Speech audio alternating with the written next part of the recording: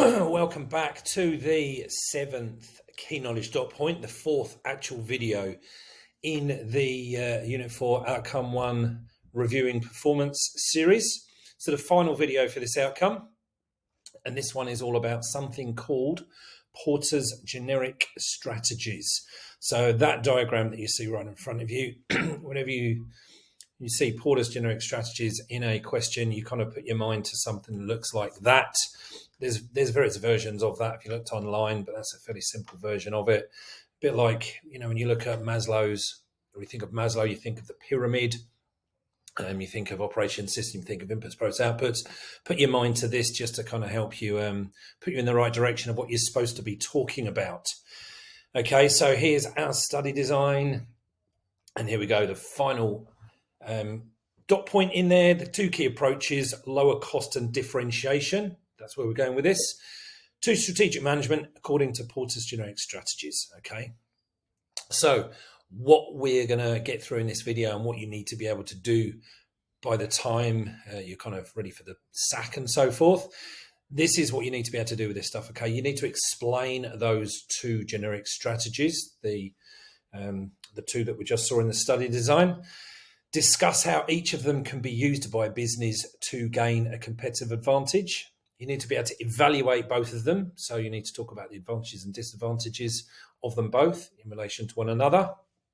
And also choose, given a given case study and information you're provided with, basically choose which one is going to be more appropriate for that particular business. As always, you need to compare the strategies, like with everything in this course. And finally, you need to be able to describe a process that businesses could undertake to basically choose which one is the most appropriate. So in this video, we're going to go through all of that.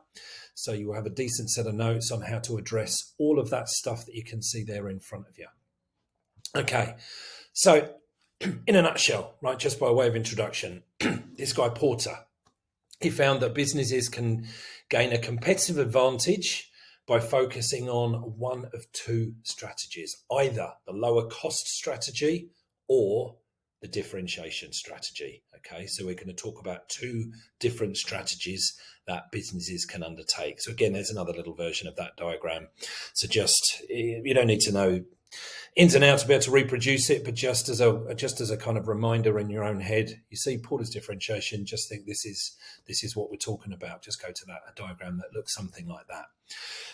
Okay, so he first put this theory forward 30, 40 years ago, and he came up with these two very broad generic strategies, which he proposed can be applied to all businesses of all sizes in all industries. In other words, any business. So he came up with these two options, lower cost differentiation. And he said that basically a business needs to decide which of those two routes it is going to pursue.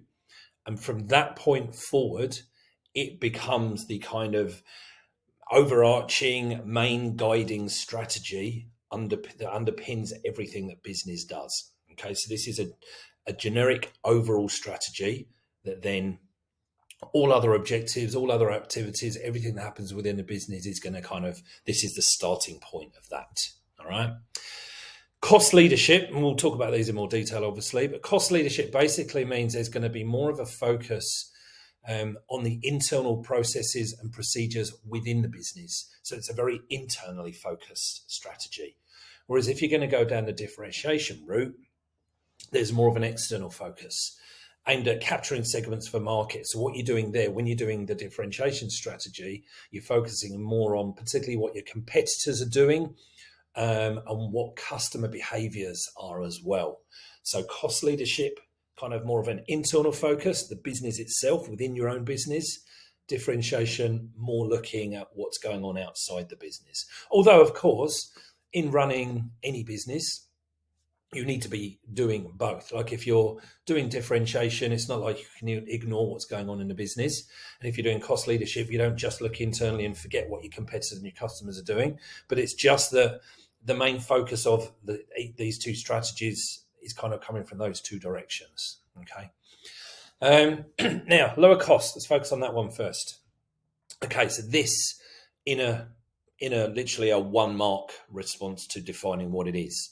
This is where the business gains a competitive advantage by becoming the lowest operational cost producer in its industry or in its sector. Okay, often also referred to as the cost advantage or the cost leadership strategy. Now, there's several broad ways in which a business can do this, and these are not the only three, but here's some examples. So the business can achieve economies of scale by spreading their fixed costs over a larger number of units. That's one way in which you can become a cost leader. Implementing technology to reduce production costs. That's not a new concept to us. We looked at that in some detail when we did operations management. Or by leveraging preferential access to raw materials or resources. So in other words, sourcing your inputs at a better price than what your competitors are able to do. Okay, so that's just three quick examples of how a business might achieve this position of becoming a low operational cost producer. Basically, what we're talking about is finding and exploiting all sources of cost advantage. So if you're going to take this strategy as your overarching strategy, what you're constantly doing is constantly trying to find cheaper ways to do everything that you do. That's what this is fundamentally all about. Now, a really, really important point I'm going to put in there, because this is something that we see very commonly when questions are being answered. It's cost leadership. We're not talking about price leadership. So when you are describing these strategies or talking about these strategies in your responses, you can't use the word price leadership or talk about substituting pricing for cost. Okay, two different things. Cost is all about how much it's costing you to produce what it is you're producing. It's all about operations. Price is an external focus thing. Price is how much you're charging your customers. You can't interchange those two terms. Now, the reality is, as I'll talk about in a second, that if you are a cost leader, you usually are a price leader as well. But that doesn't necessarily have to be the case. The strategy is not about price leadership. It's about cost leadership. So as we'll see, it can tie into price as well. But as we'll also see, it doesn't have to. But I'm just pointing out here, do not interchange price for cost. Okay, I know, like, as a customer, you think of the cost of something as the price of something, but in this context, cost and price, two different things. So do not interchange those terms. Now, business that is able to become a cost leader in one or more of those ways, and generally businesses are going to be doing this across multiple different ways. So that then gives them the opportunity to gain a competitive advantage in one of two different ways. Okay, so if you are in your industry one of the lowest cost producers, so in other words, you are producing your product or your service for a lower cost than the majority of your competitors, this then gives you two options in terms of how that makes you, or potentially can make you, a more competitive business. First option, what you can do is keep your prices at around the industry average. So basically charge the same as everybody else. Okay. So, if the average price is $10, charge $10 like everybody else is charging. But because you're producing for a lower cost, what that means is you're going to be taking a higher profit margin. Okay. You can then use the extra profit margins to pump into other aspects of the business to help your competitiveness, such as marketing, research and development, whatever, maybe even quality, focusing on quality, anything that is then going to gain an advantage over your competitors. Okay. This is why you can't interchange price and cost, because in this case, you are still keeping your prices similar to your competitors, but you are gaining an advantage from the cost leadership because you can use the extra margin you're creating to pump into other areas, which can then make you competitive, if that makes some sense. Or, and this is probably the reality of most businesses which are using a cost leadership strategy. So the second option you have is to actually reduce your prices to the customer. Okay. You can reduce your prices because you are producing for less. So if the cost of producing something is less, you can reduce the prices accordingly that you're charging the customers. You're still making as much money as your competitors because the price is set kind of according to what the cost is to you. And of course, by reducing the price, you increase your attractiveness to consumers. That's a no-brainer, particularly price-conscious consumers. And you basically increase your market share through sales relative to your competitors because you're cheaper. Okay, so it's important to recognize this is two different ways in which cost leadership can create the competitive advantage. So like I say, realistically, that option number 2 is what we see, but that doesn't have to be the case.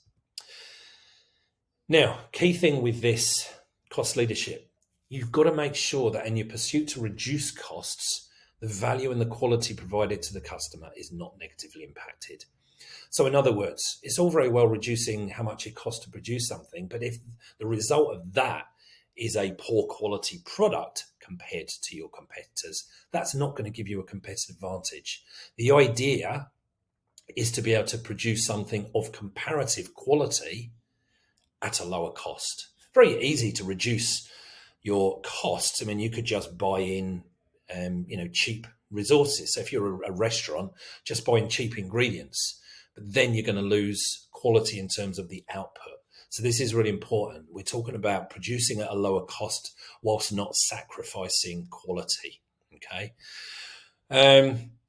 Also noted that cost reductions can come from any area of the business, okay, not just operations, from any part of the business. And this is what these big businesses that operate this strategy, this is what they'll be doing. They'll constantly be looking at all aspects of the business: design, production, marketing, delivery, product support. Every aspect of their business, they will be looking at ways to streamline and reduce the cost of doing that particular activity. So it isn't limited purely to operations. Okay, so some advantages of pursuing this particular strategy. Look, you become attractive to cost-conscious consumers. So those consumers out there, those customers that are really focused on price.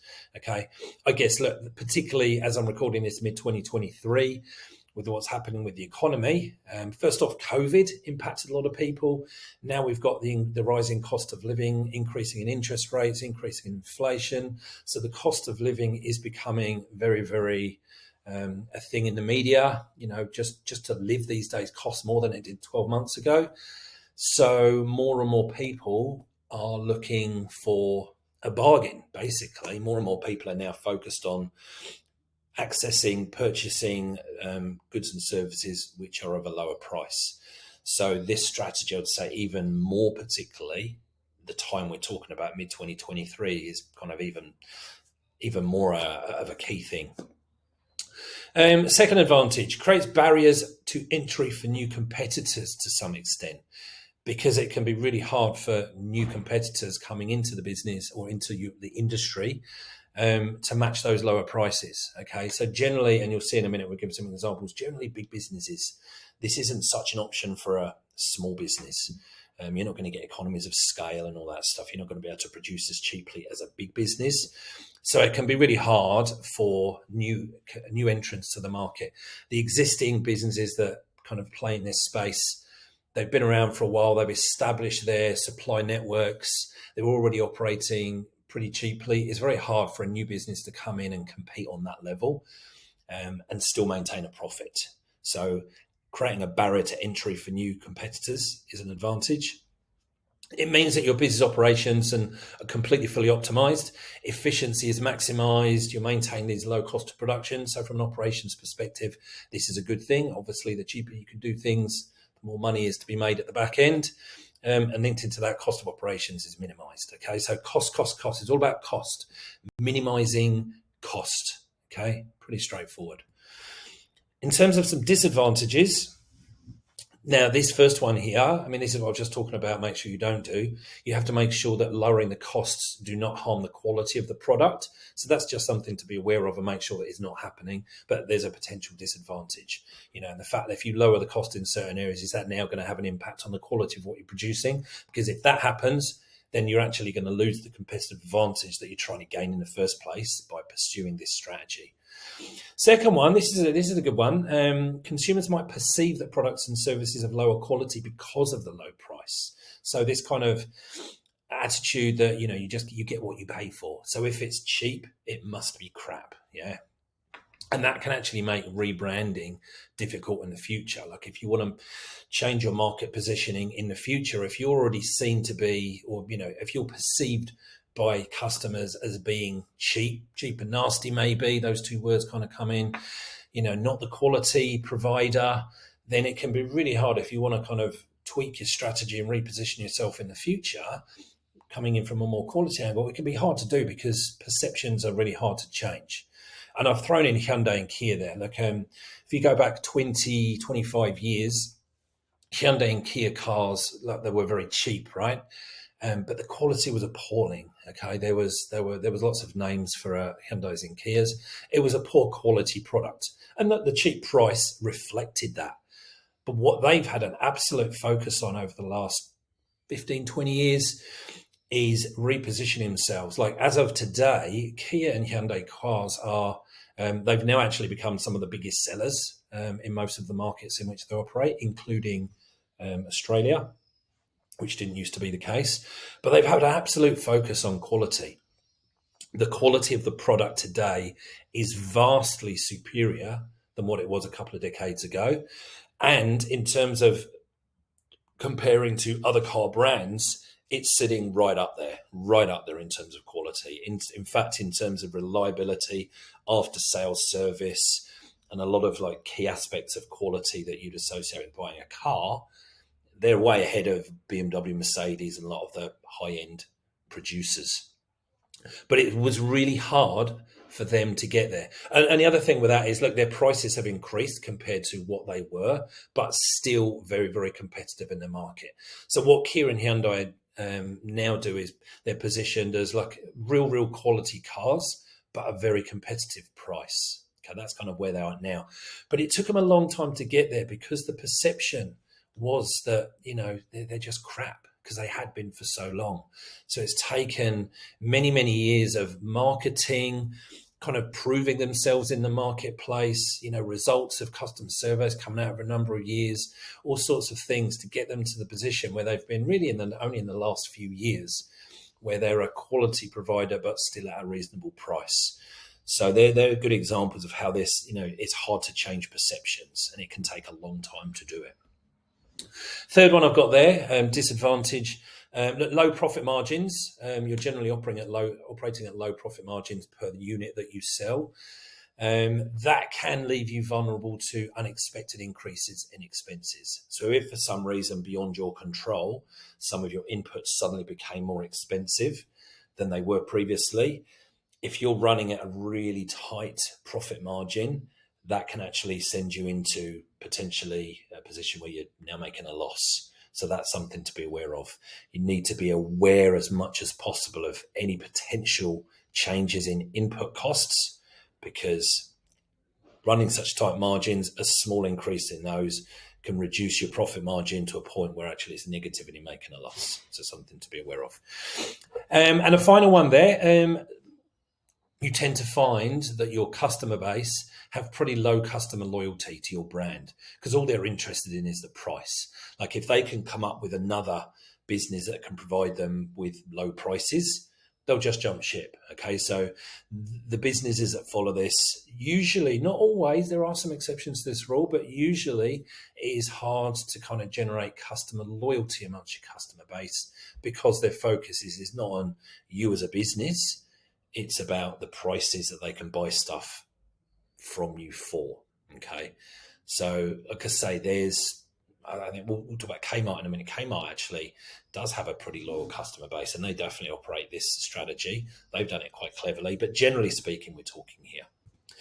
Right, lower cost strategy. I've kind of touched on this before, but cost leadership strategies are usually more viable for large businesses because they can take advantage of the economies of scale that come with being large production volumes, large market share, all of this sort of stuff.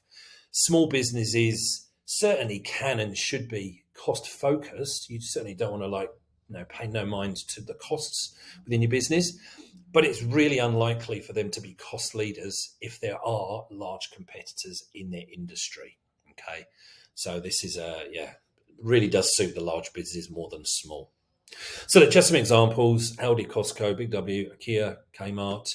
So these are all examples of businesses that operate this kind of cost leadership strategy. But like I said just before, Kmart, one of the key disadvantages, Kmart do have kind of a loyal following.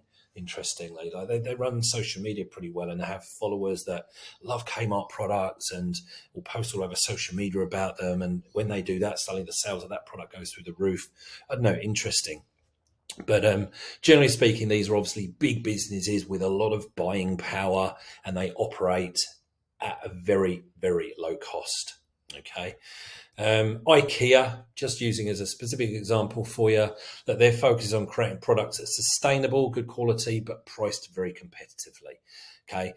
And they can sustain the low prices because of the cost leadership strategies they put in place, and by constantly looking at their operation system and working out if we can do it more efficiently. So, for example, they produce in huge volumes. Okay, products are packed, stored, and then shipped in those space-efficient flat packs. Like, if you've ever seen, everything from IKEA comes flat packed.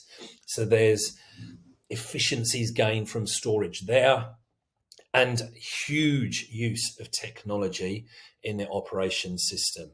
And I'll just show you a very quick video here, just to show you a quick example of this kind of in action. So there's some computer-aided manufacturing going on there. Here's some automation and some robotics. This is, you think back to your cult, we saw automation, but IKEA do this in absolute spades. So like all of the stuff is produced in this automated way. Again, very few people involved in the operation system. And you can see how this is very, very clever, very advanced. Super efficient. So you can see that this thing makes 20 bookcases per minute. Yeah, like clearly to make 20 bookcases per minute, if you're relying on manual labor, is going to take a lot of people. And you replicate that across all of the thousands of products that they would produce in all the different countries that operate. Hugely efficient. Okay, so that's cost leadership. Hopefully you kind of get the idea of that one. Okay, I think it's fairly straightforward. Now we move on to Porter's second strategy that he suggests, which is the differentiation strategy. So this one focus is totally different, right? This is where the business is aiming to provide a product or service which is unique in some way, and unique in a way that is valued by customers, which means the business can then charge a premium price because people are going to be willing to pay for that uniqueness. Okay, so now you're thinking this is kind of more high-end businesses. Okay, so you're buying something which is unique, different from what the competition is offering, and you're willing as a customer to pay through the nose potentially to access that product or service. Okay, so several different ways to do this. We looked at a couple of different ways in which you can achieve cost leadership. So for this one, you're using high quality materials to increase product quality potentially, using patents to protect unique innovations, particularly important in the technology space. Marketing is a huge one. A lot of this done is achieved through marketing. The reality is very often, whether you realize this or not, that a lot of this is about perception, okay, of high-endness and quality. The reality is that a lot of these high-end products, expensive products, no better quality than the lower-end ones. But the marketing that these businesses come up with makes us believe, so it's a perception thing often. So marketing is often really, really important in this particular strategy. Differentiation could actually be in terms of, like, when we talk about a differentiated product, what do we mean by differentiation? It might be in how durable the product is. It might be in just the pure quality of the product. It might be in the support and the after-sales service that is offered. Brand image, come back to marketing. Again, a lot of this comes down to, for a lot of these businesses, is the image, the perception that they put out there. Okay. Right. How can this be achieved? Like a few basic strategies in which businesses go about when achieving this differentiation. Look, forming relationships with celebrities or well-known figures, that's always been a thing. You think Michael Jordan's been associated with Nike for many, many years, and if you Nike Air Jordans, and there's tons of stuff. Okay, so they pay Michael Jordan an absolute monza to associate himself with Nike, and obviously a lot of brands do likewise. A lot in sport, celebrities. Now you have social media. Like if you take actually with sports, some of the most well-paid sports people in the world, they can be earning a ridiculous amount of money through playing their sport. But the reality is those people, their income from the sport pales into insignificance to the income they're getting from their sponsors. So you think David Beckham, very pommy example, in his soccer days, he was one of the highest paid soccer players on earth, earning several £100,000 per week. But that's nothing in comparison to what he was getting from his sponsors. And this is true generally of most top-end sports stars. Another way they can do this business is innovate your current offerings with technology and or new products. So constantly innovating, coming up with like better products. Training employees so they can become more highly skilled. So this is more about service industries than products. But I guess, if there's also some cost, if there's, a high degree of customer contact, even when you're selling a product, that could be the case. But that's probably more associated with a service business as opposed to a manufacturing. Creating differentiated or more efficient distribution channels. So how your customers actually access the products is another way in which you can differentiate yourself. So the advantages of pursuing this one, number one, that premium price you can charge. So this allows you to charge a super high price. Not always super high, but, kind of relative, but certainly you're going to be charging a premium over your cost leadership competitors. This, as opposed to the other one, this one can generate really, really strong brand loyalty. Okay. So some of these kind of high-end brands, these ones that are pursuing differentiation, their customer base is very, very loyal to that particular brand. And I'm sure you can think of some examples of that. It does, that's actually a disadvantage there. Okay, so note, obviously the on-purpose mistake here, narrowing down your target market to only those that can afford the premium price. That's obviously a disadvantage. Okay, so you're actually going to put off price-conscious consumers. So make sure you put that in the disadvantages section, not the advantages. So you're playing now to a much smaller field than if you think about the cost leadership businesses. Okay, they appeal to a much broader demographic and market. You're now narrowing down your target market much more. So disadvantage, not advantage. And this, the fourth one on there, kind of linked really to the second one to do with brand loyalty. You can, if you're operating this way, you can generate quick sales from regular customers when new products are introduced. So think Apple. There's a lot of people out there. Every September, Apple release a new iPhone. They pretty regularly release new iPads, new MacBooks, so on and so forth. And there's some people out there that will just automatically buy the next iPhone. Okay, so I think, what are we at the moment? iPhone 15 maybe right now. So in 2-3 months' time, the 16 is going to come out. And a lot of people that have the 15, just because they're Apple fanboys, whatever you want to call it, they're loyal to the brand, they will buy the 16. Even though, objectively, there's going to be very little difference between the iPhone 16 and the 15 that is currently out there. In the same way, there's very little difference between each of the generations of iPhone. But these, you've got a really loyal customer base that will just, because you put a new product out, they will just buy it. Okay. So again, that does not happen with your cost leadership businesses. Okay. So some key advantages there with one disadvantage. So there we can see the first one I've already talked about. That's the disadvantage that was on the previous page. It shouldn't have been. Another disadvantage here, some of the unique attributes that you are trading off of, so the differentiation, might be copied by competitors unless you legally protect them through patents, trademarks, copyrights, and all that sort of stuff. So you really do need to make sure, because you are differentiating yourself with your product or your service, that you legally protect that differentiation. And whether you're doing that through a patent, trademark, copyright, or other form of legal protection depends on what it is that the differentiation is based on. But basically, legal protection is key. If you don't legally protect it, it might be very easy to be copyable. And then you no longer have that differentiation, which is the reason you're charging the premium price. Okay, so you need to be careful with it. And additional training might be required for employees. Again, we come back to this idea that probably more a service business.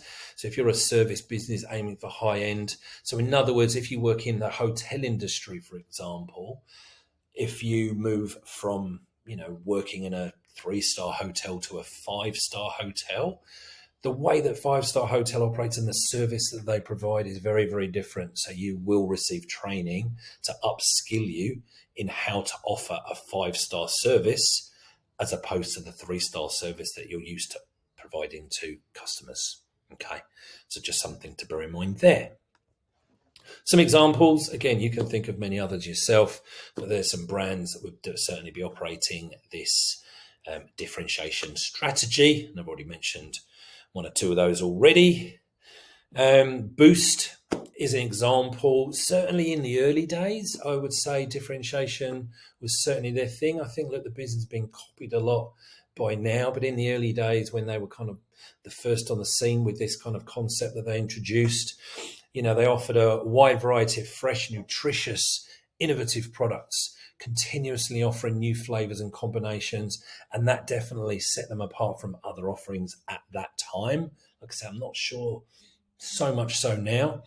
A really strong emphasis on customer experience. They designed vibrant, inviting stores, very colourful, energetic staff members. It's meant to be a fun and engaging atmosphere for customers. I mean, whether you agree with that or not, but that's kind of what they were going for. And if you think about it, yeah, it's kind of how they operate. And I think they really, really did focus on, and I guess they still do, leveraging its Australian roots. Okay, this is a very, very successful Australian company. We know that in Australia, Australians love an Australian success story and will buy from Australian businesses if they can, often over an overseas business. This is one way in which Australia is not unique in the world, but this is more of a thing here than it is in other nations for sure.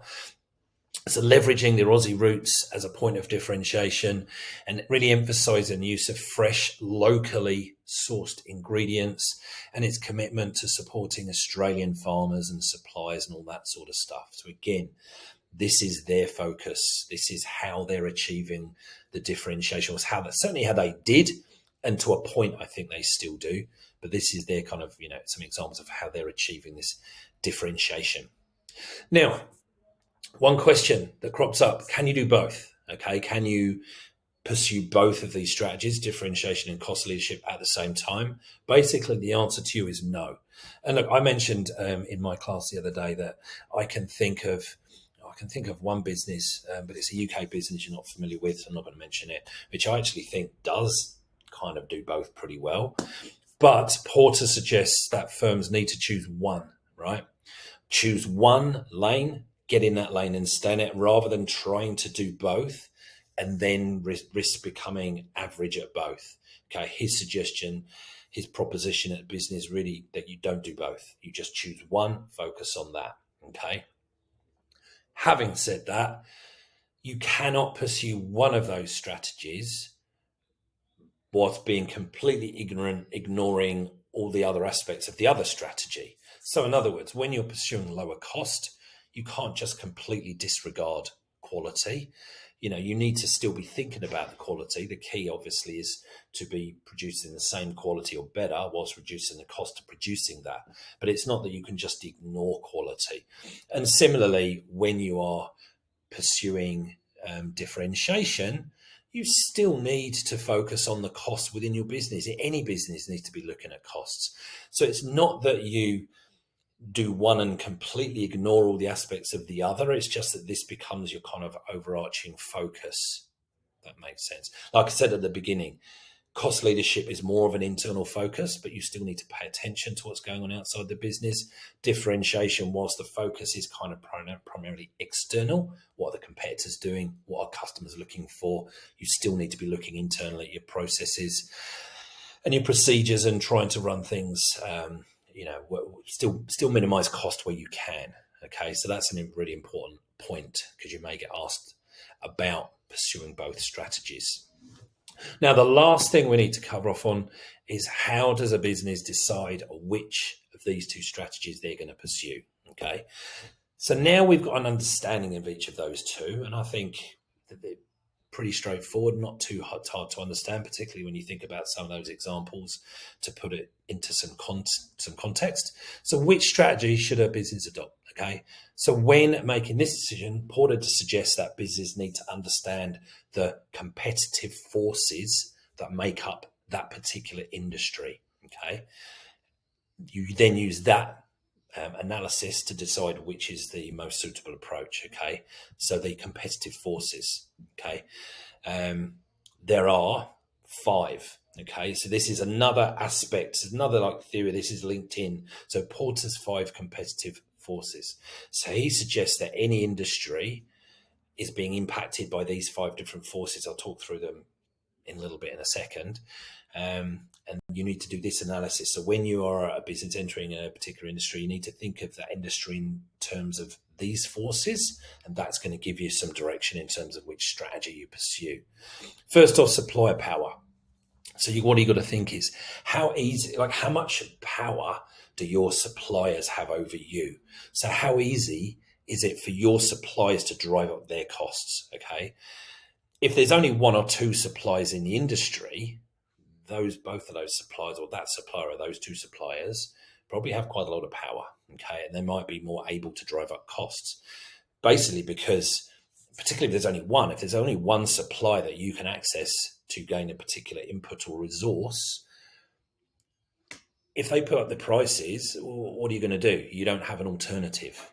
Or if there's only a couple of them, between them might have the power. Whereas if there's lots and lots of suppliers you could go to, the power of each of those suppliers is kind of diluted in the market, and it's going to be harder for them to then increase their cost. Because if they said to you, right, we're doubling the prices of the inputs that we sell to you, you can just then pick up the phone, call another supplier and get it from them instead. Okay, so you need to think about this. The industry you're going into, how much power do the suppliers have over you, their customers, you as a business? Buyer power. Sort of works in the same way. How powerful are the buyers, in other words, the customers, in terms of driving prices down? Is it easy for buyers to switch businesses to access a lower price? If so, then the buyers have a lot of power to push prices down. So if buyers have lots of different alternatives, and those alternatives are cheaper, for example, than what you are trying to sell at, if you don't adjust your prices accordingly, then those buyers will just switch to a competitor, which ultimately is probably going to lead to drop your prices in order to stay competitive. So again, buyer power, key thing to look at. Degree of competitive rivalry. So how many competitors out there? What is the capability of those competitors? How powerful are those competitors? Is there one market leader that dominates the market? Is it made up of hundreds or thousands of tiny little businesses all competing for market share? Again, you need to think in terms of what is going on from a competitive point of view in the market in which you are operating. Threat of substitution. This is kind of linked to the buyer power goes. How easy is it for customers to find a similar product or service similar price? How easy is it for another business to create the same product? It's a bit like tying into barriers of entry. It can be, if you've got a particular product, it can be quite hard to replicate, but for some products, it can be very easy to. If I think back to recruitment, I work for some really big recruitment businesses. It's really not hard to start a recruitment business. You basically need a computer and a phone and you're away. Okay. So, and then essentially you could kind of provide a very similar service to a client as what a consultant from one of the larger firms could offer. So think in terms of this, how easy is it for your products or services to be substituted by customers? Threat of new entry. Again, I've kind of mentioned this because some of these there's some crossover. How easy is it for new competitors to enter the market? That could definitely certainly drive you in terms of which strategy you're going to use. If it's very easy for competitors to enter the market, or if this is a market that the barriers to entry are quite high. And those barriers to entry might be cost. If it's very expensive to set up the type of business that you're in, that's a pretty substantial barrier to entry. Not everybody's going to be able to raise the funds to start that type of business. Okay, so hopefully you get the idea. You basically, what you're doing is you're looking externally at you're really focusing on the industry, on the market that you are operating in, and thinking about how all these forces play out. And then once you've done that analysis, the 5 force analysis, you then carry out a SWOT analysis of the business. Now this, if you did year 11, will look familiar, at least, hopefully. And this is a very real analysis that goes on in businesses. I've done this many times in a lot of businesses I worked in prior to teaching. This is a real exercise that goes in, but here we're linking it into the 5 force analysis.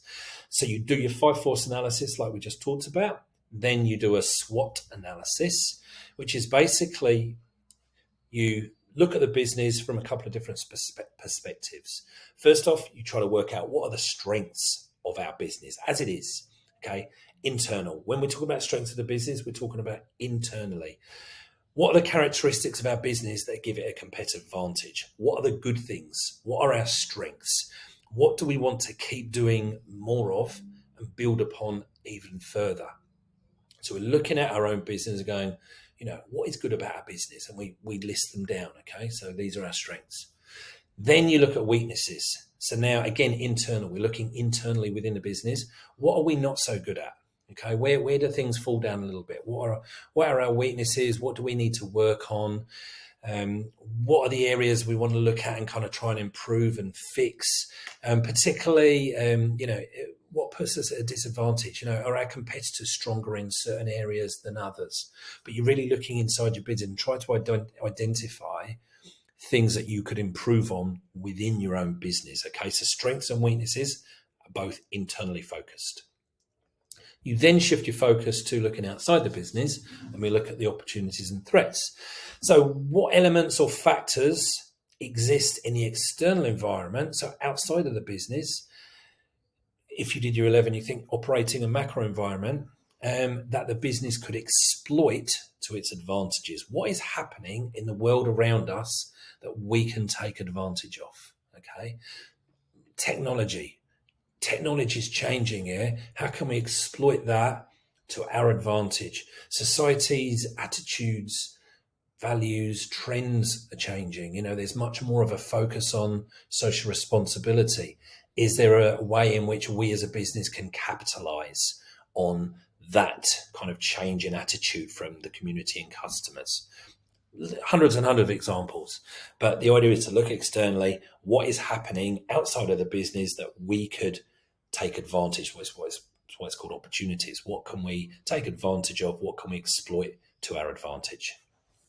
And then the flip of that, threats. What is going on in the world around us that could potentially cause trouble for us in the future? Okay, what do we need to be aware of and be ready to combat?